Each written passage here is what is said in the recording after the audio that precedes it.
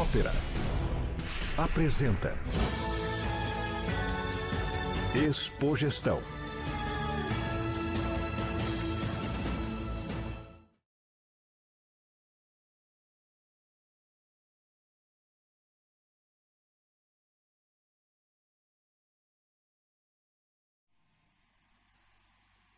Olá, quero dar uma palavrinha com você. Dizer que me sinto feliz por estar aqui. É muito bacana. Agora passarei a falar inglês, porque este é todo meu português.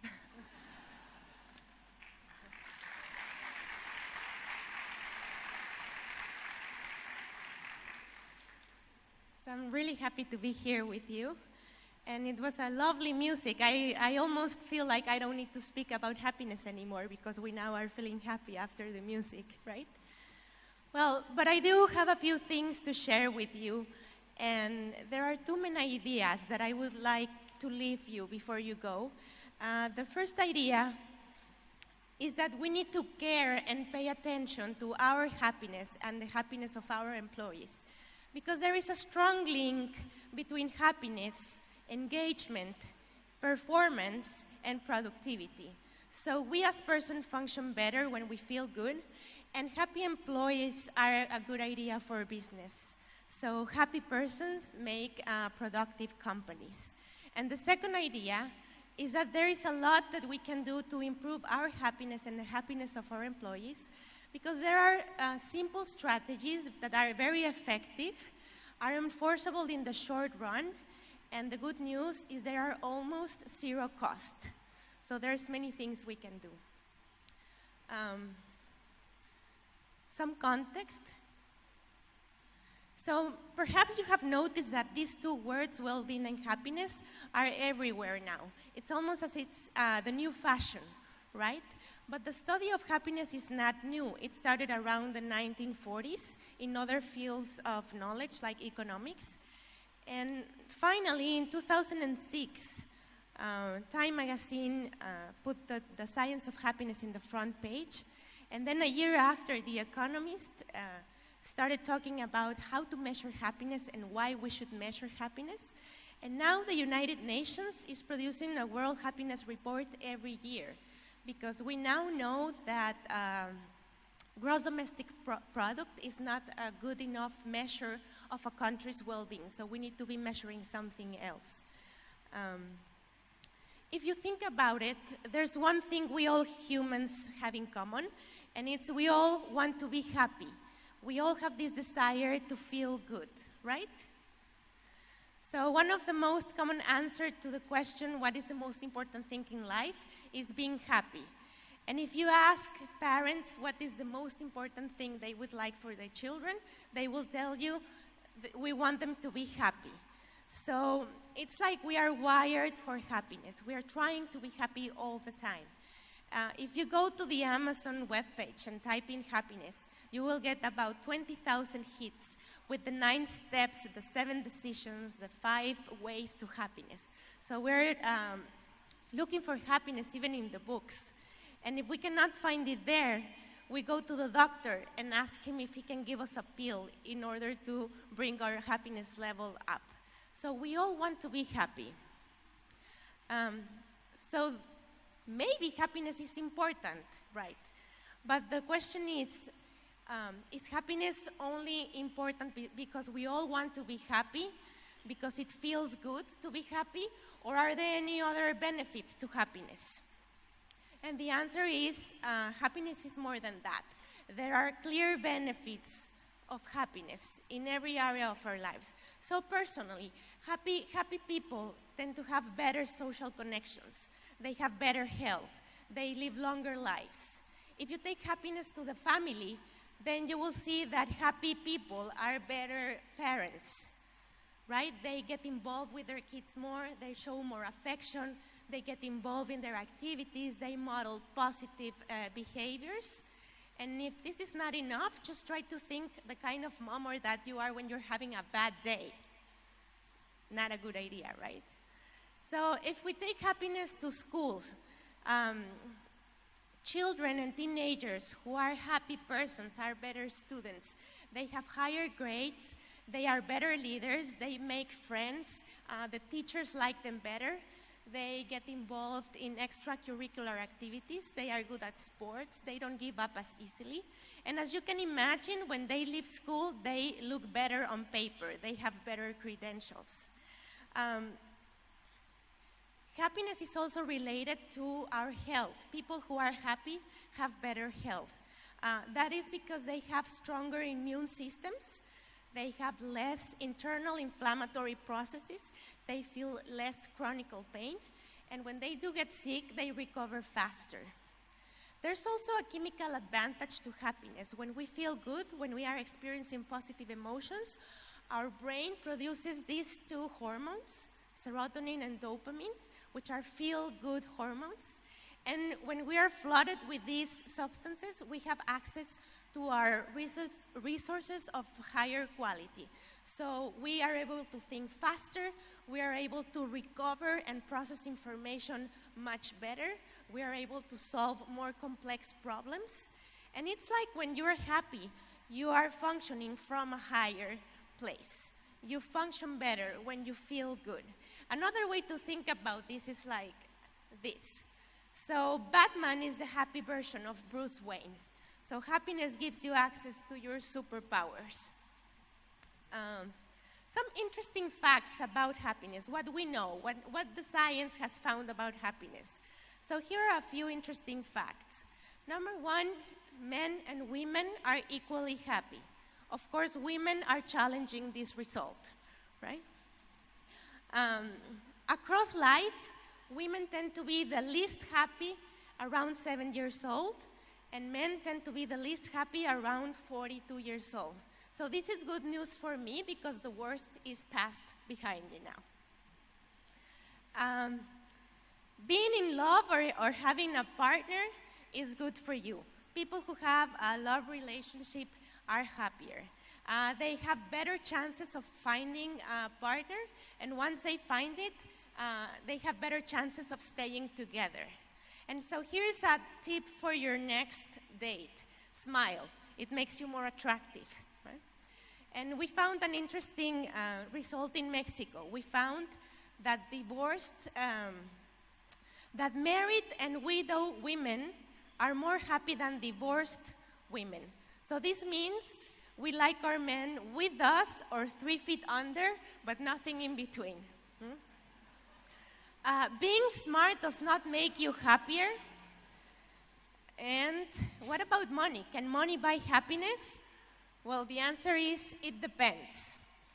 If you don't have enough money to cover your basic needs, like food, shelter, schooling, health, then money is important for happiness and well-being. But if you have enough money to cover basic needs, then extra money adds little to your happiness. You should be finding happiness somewhere else. So if you have lots of money, it's better to spend it on somebody else, or paying your debts, or spending it in experiences and not in more stuff, right?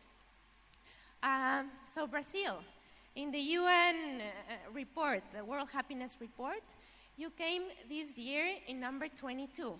This is good because it puts you in the happiest countries in the world. The list is 150. So position number 22 is really good. Bad news is you came down from number 17 last year, so a little drop in happiness.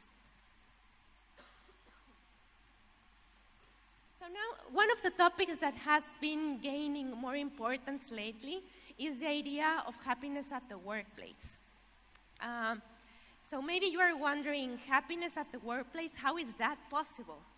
I mean, I can talk about happiness on one side and work in the other side, but I cannot see these two words in the same sentence. What do you mean happiness at work? It's work. Work is something that you survive. It's not something that you are meant to enjoy, right? So this is why we love Fridays and we hate Mondays, because we have this philosophy of work. But we need to start thinking differently about work and happiness. If you heard from Gallup, Gallup is a company that makes surveys around the world, and they identified these 5 elements as universal to human happiness. And work turned out to be one of the most important ones. Why? Because 2 elements. Our job is part of our identity. What we do defines us. So if you are in a social gathering, they'll ask you 2 questions. Question number 1 is, what's your name? And question number 2 is, what do you do? So what do you do defines you. The other one is a matter of time, because it is at work where you spend most of your waking hours, 5 days a week, 50 weeks per year for about 30 to 40 years. So it's a good idea if you can find happiness at work, right? If things are not going okay in your work, then you will have negative consequences in all areas of your life. And so try to think about how is your day or your after the day when you had a bad day at work. It tends to contaminate the rest of what you do. Why are we talking about happiness in this context? Some people are saying this should be a new leadership model. And I agree. And I think this is for 3 reasons. Reason number 1 is happiness is good for business. We know that because many research has been throwing interesting data.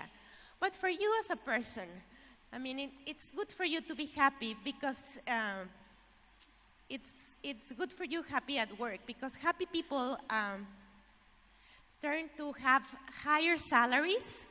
They are better evaluated by their colleagues and boss, so performance reviews tend to be higher for happy people, and they get promoted faster.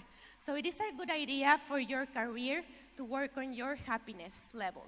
But it's also good for business, because happy people have very nice qualities that translate into money for companies. They show up for work, they get sick less often, they are more creative, they give better customer service, they have less burnout, they have less accidents at the workplace, and they are more loyal to the company. So as you can see, in the one hand,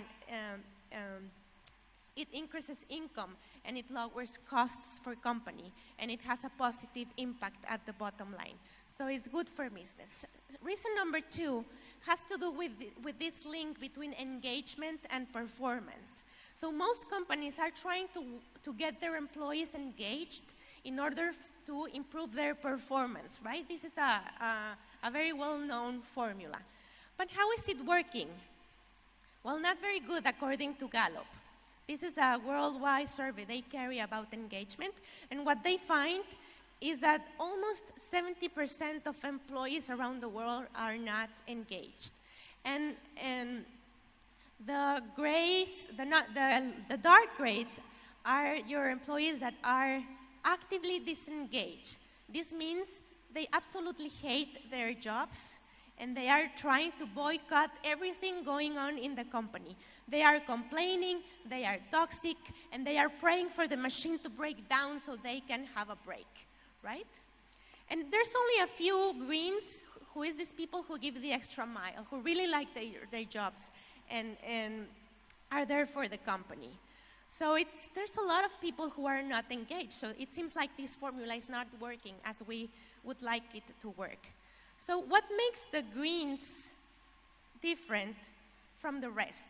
So these are engaged employees, and according to surveys, these people are happier.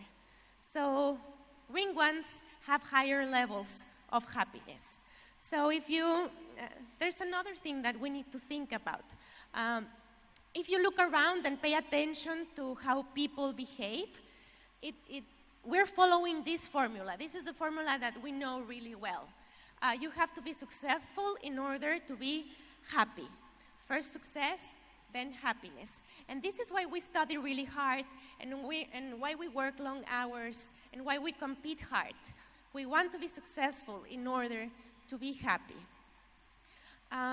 There was a survey carried around millennials, and they asked what is the key ingredient for a happy and successful life. 80% said money, being rich. 50% said being famous, and around 30% said having power. So I guess this should be the perfect definition of happiness. Rich, powerful, beautiful, and married to Tom Brady, right? But the thing is, we humans are very interesting because the moment we reach a goal, we accomplish something, what we do is set up a new goal. And this time it should be higher. This time it should be more demanding, right? So what we're doing is pushing happiness one step ahead of us, always around the corner, always when something else happens, when we do this, when we do that. So science says, let's change the formula to a more efficient one, and the more efficient one looks like this. Work on your happiness, and then success will be easier. Why? Remember the Batman and the superpowers? Because when you feel good, you have access to your superpowers, and success is easier. So maybe we have an opportunity here. If you remember this graph, if we can change the formula around, maybe we can turn some grays into greens. If we start leading for happiness instead of leading for success. Third one is new generations are not liking the traditional leadership systems. They are letting us know that they want something different. So what are the leaders doing? First, they are measuring happiness because we care about what we measure. We need to have a reference in order to improve. So this is what we are doing now. We're measuring subjective things along with objective indicators. And they're also turning their attention to positive psychology, right?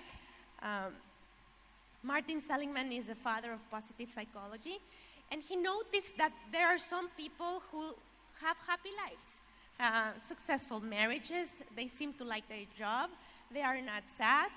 And so he said, well, why don't we change the traditional question of traditional psychology, which is what is wrong, and why don't we start asking what works? And when you change the question, you get different answers. So now we can identify what is it that makes people happy. What are the characteristics that the happiest people share? I mean, how do they act? What do they do? How do they think? And how can we replicate that? So now we know more. So maybe you are wondering now, so what is happiness? Have you ever think about the formal definition of happiness? Maybe not, but you know how happiness feels, right? Yes? So we don't need a formal definition, but research and academics do need a definition, and it goes something like this.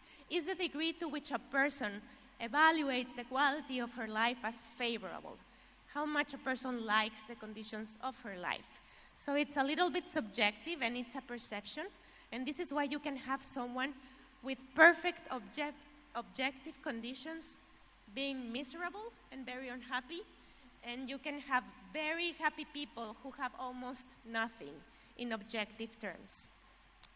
How do we measure happiness? It's really easy, and we're going to do that right here. So on a scale from 1 to 10, where 1 is very unhappy and 10 is very happy, how happy would you say you are, all things considered? Do you have a number in your head already? Yes?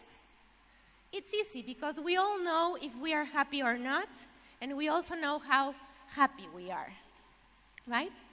So what's the most important thing we have learned from positive psychology?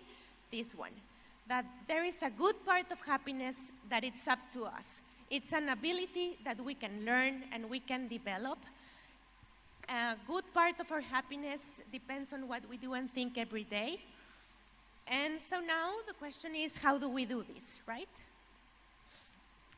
So we do this by changing our habits. Because it's one thing to know what we have to do to have a healthy and happy life, but it's a totally different thing to actually do it, right? We know we have to eat healthy, but we don't do it. So we have to build new habits in order to increase our happiness level, because habits are a bridge between what we know we have to do and what we actually do. So what habits? So this we know from the science of positive psychology. These are characteristics that the happiest people share. So the first one is connection. People are the most important things for our happiness. So maybe you have heard of this Harvard happiness study. They've been carrying the longest study in time about happiness. It started in 1938 with 724 men, and they divided them in two groups. Group one was comprised of Harvard students coming from very wealthy families with their whole future ahead of us, extremely good life conditions. And in group number two, you had the poorest teenagers from the Boston area. Very difficult life situation, dysfunctional families, etc. And what they did was, over 75 years, do all kinds of tests, blood tests and scanners, and asking them about happiness and satisfaction and recording the most important events in their life. And they did this to answer this question: what is it that keeps us healthy and happy over life? And the answer is, it's not money, it's not fame, and it's not power. It is our social networks. It is our connections. It is our sense of belonging, what gives us happiness.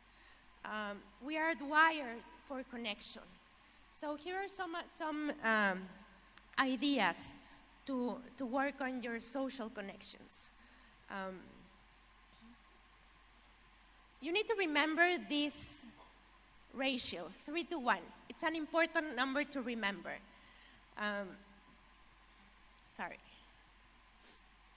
For every negative interaction, so let me take a step back. When you have a negative interaction, your brain registers a negative emotion and it releases cortisol, which is the hormone of stress.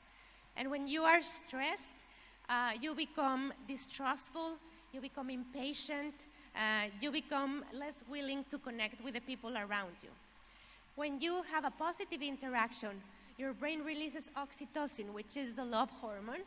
And then it's the opposite. You have feelings of empathy, you are better able to communicate and connect with the people around you, and you function better. So remember number 3-to-1 because of this. You need to have 3 positive interactions for each negative interaction that you have. So it's not 1-to-1, it's 3-to-1. Why? Because cortisol takes a longer time to leave our bodies. So here's an idea. If you have a fight with your wife or your boyfriend, you need to remember that buying flowers once, it's not enough. You need to buy flowers 3 times, okay? It is important to express our love and affection, to actually let the people around you that you care about them, that you love them, give them a hug, say it. It's important, right? It's important to spend time with the people we love too. And it's time with the people we love and not next to the people we love. Because when we are all in our cell phones, we are next to the people we love, but we are not interacting with them. This is important too for happiness at the workplace. If you can answer yes to this question, chances are you have higher satisfaction with your work. According to Gallup, having a friend at work is one of the most important ingredients to happiness at the workplace. So what can we do to make new friends at work? It's a good idea to have bigger tables so that more people can sit around and you can get to talk with different people. And it's also a good idea for you to not have your lunch sitting in front of your computer, but actually get up and go to the cafeteria and interact with the people that are around. It is also important to have a good relationship with your boss. So if you are team leaders, remember 3-to-1. It is important to give 3 positive feedbacks for each negative one that you are going to do, right? This is very powerful to strengthen your social connection, and it has to do with expressing gratitude. It's really powerful, and it's very related to happiness, and it has to do with a deep appreciation, with a deep sense of appreciation of life. I mean, being able to notice the good in your life, what you have, what you can do, the people that is with you, the things that you're making progress in, not just focusing on what's missing. And it also has to do with noticing that many of the good things in your life are because of somebody else. Somebody else helped you get where you are. And also, it is important to know that happiness and gratitude is in the small details. It doesn't have to be monumental or shiny or super big to be important. So little details in your life, like a warm bed, your favorite food, a nice message from your boyfriend or your wife, a nice surprise. So it's good, before you go to sleep tonight, think of 3 good things from your day.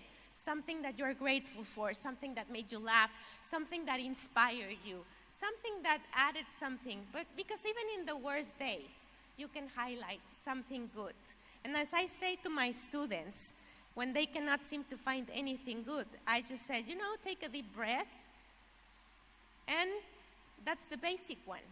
If you cannot finding anything else, take a deep breath, because that means you're still around, right? And that is something that you can be grateful for.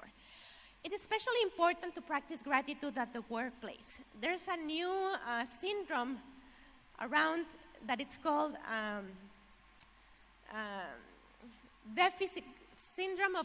gratitude deficit syndrome, because we are really bad at expressing gratitude at work.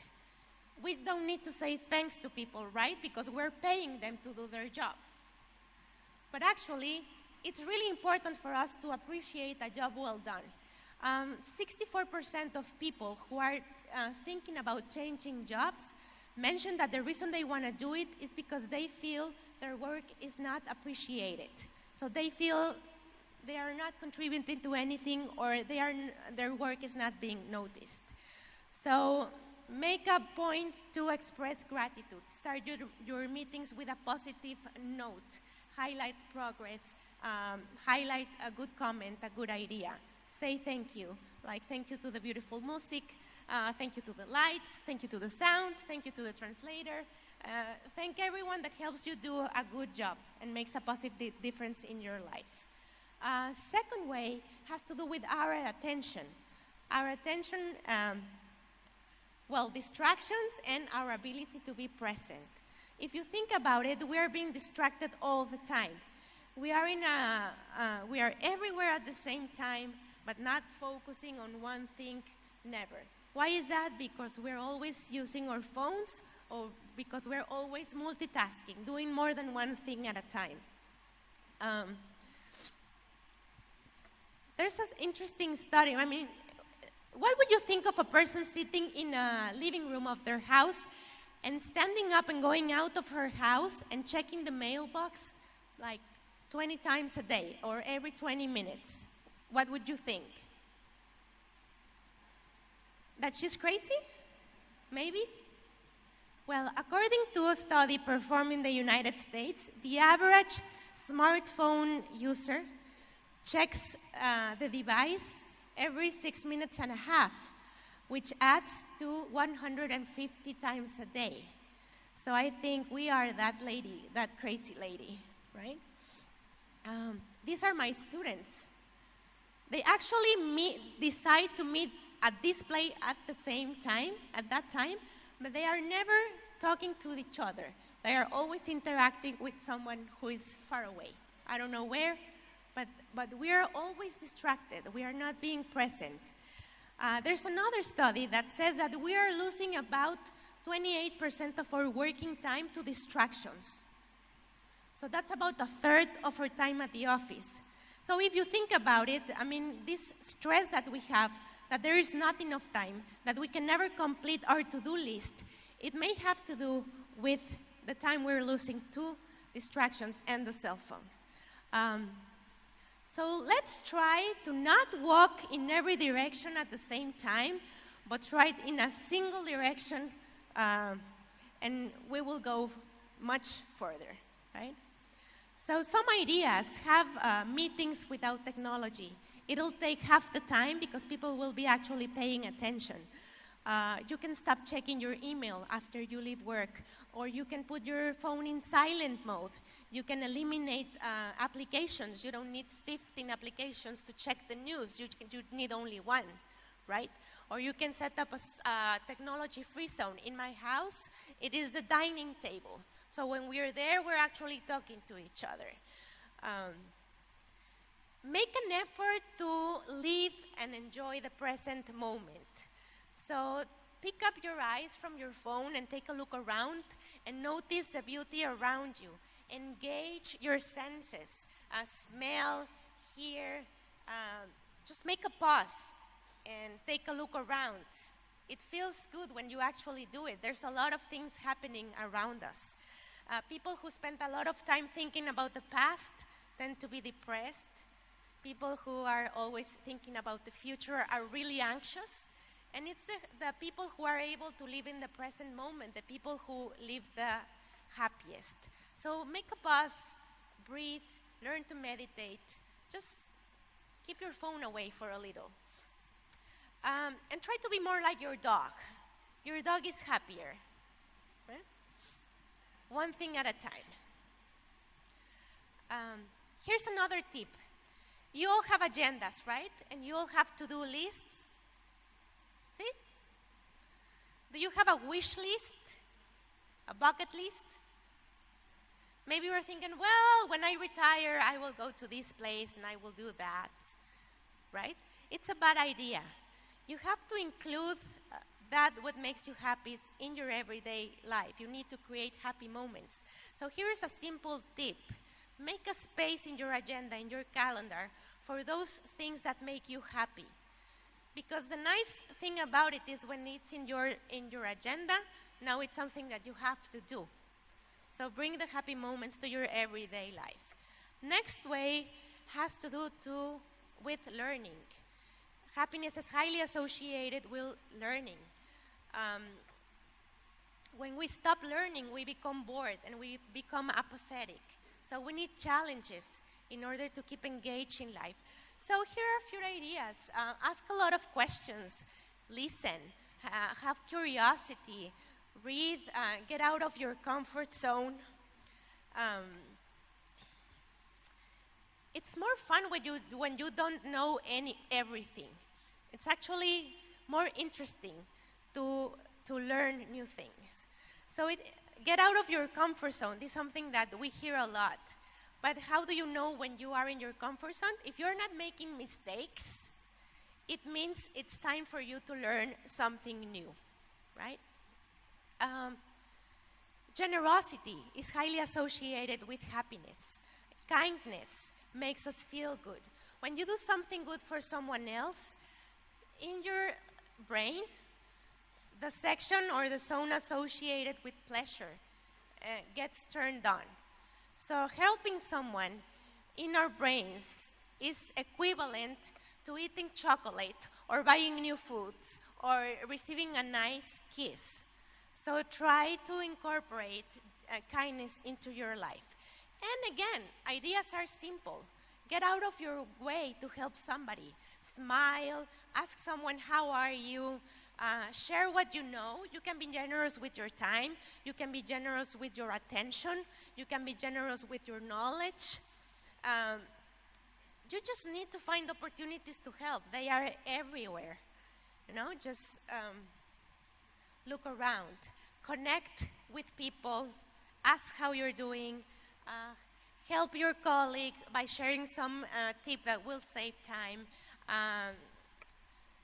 Connect with nature, connect with animals.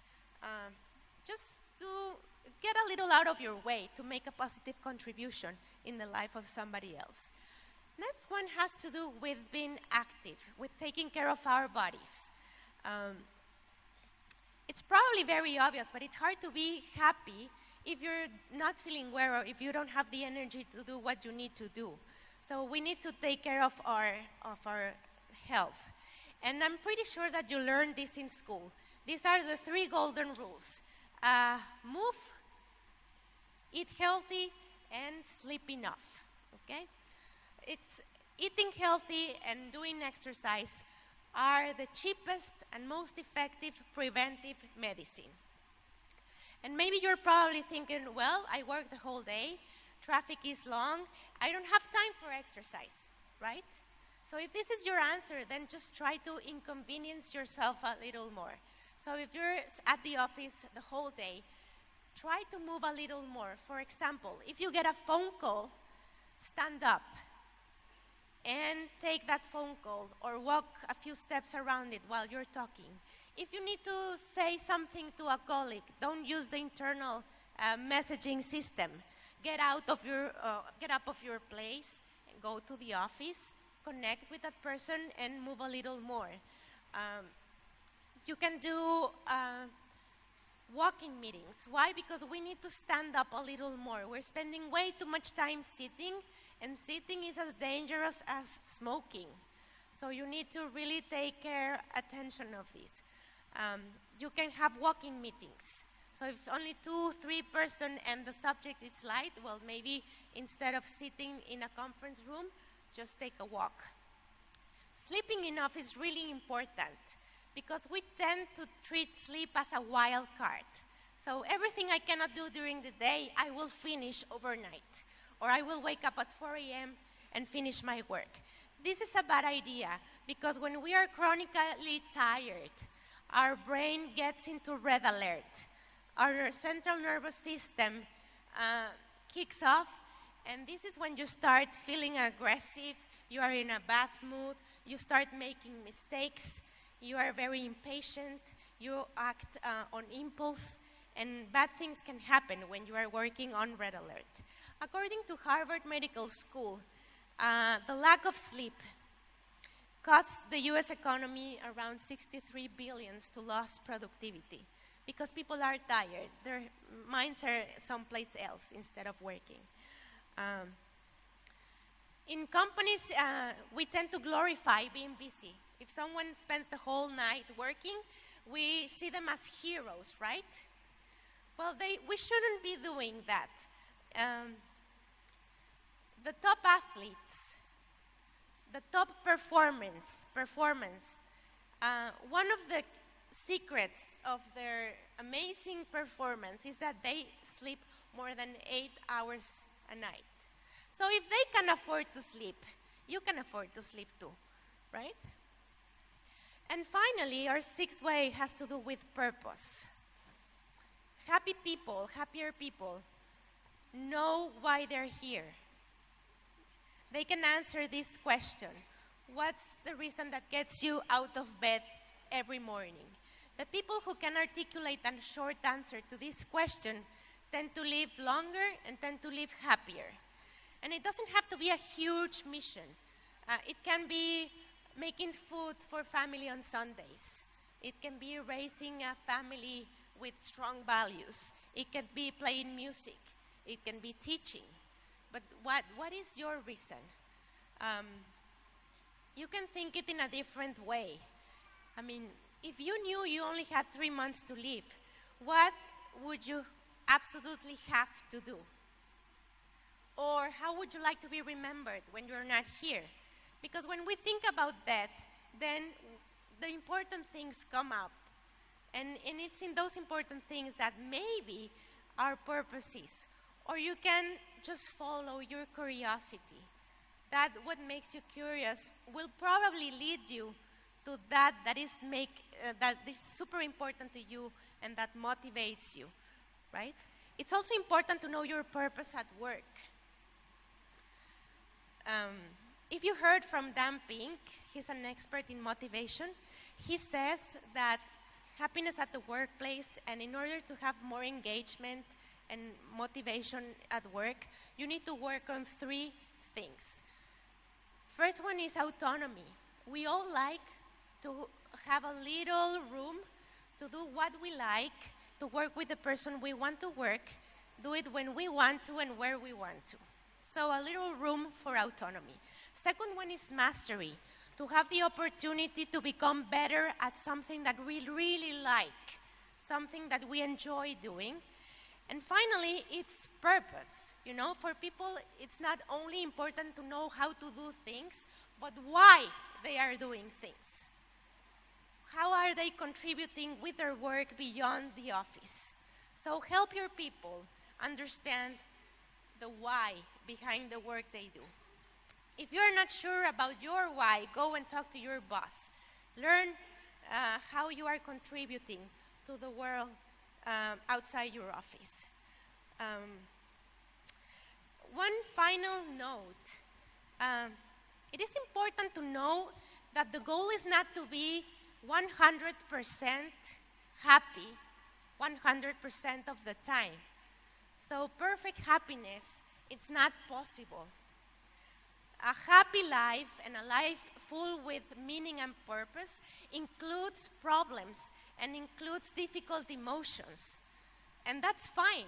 That makes us humans. Difficult emotions are part of our humanity. So we don't need to aspire to be perfectly happy all the time. We just need to aspire to being as happy as we can, as frequently as we can. You have now many different ideas. If you remember some of them, they are easy. You can do them right now, and you don't have to pay a lot of money to do them. So maybe start today, even if it's Thursday, right? Thank you.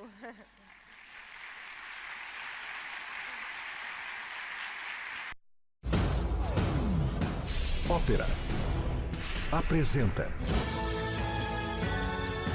ExpoGestão.